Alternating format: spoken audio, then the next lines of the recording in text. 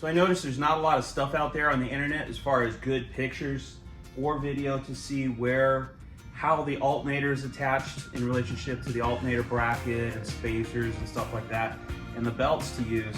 So I figured I'd do this video and kind of show you this kit from Vans Auto. All right, so this is a 440 and a 1968 Dodge Charger. The alternator bracket kit I'm using is from Vans Auto, part number 987. This covers 1967 to 74 big blocks, non-AC cars. It comes with all the hardware, so you got the alternator bracket, the arm to tighten the alternator, the spacers, and all the bolts and hardware. So this is not the bolt that came in the kit, but this is how it attaches. So your upper bolt attaches right here. This is an aftermarket water pump housing, an aluminum one. It's nice, it comes with both locations.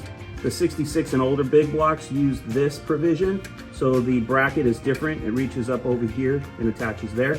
This is 67 to 74. Your alternator bracket is going to go in front of the alternator, and so you're going to have your spacer, your long spacer here, medium-sized spacer there. The lower arm goes behind the bracket, and there's the smaller spacer in this location.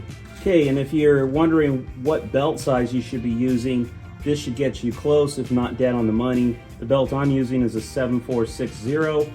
The other part number, I think it just depends on the books. It's the same size belt, but they go by two different part numbers. 15460. Anyway, this is the belt that goes from the alternator, water pump housing, to the crank pulley. Your combination might be a little different for whatever reason. This should get you close. You can try this belt and then you can go bigger or smaller from there.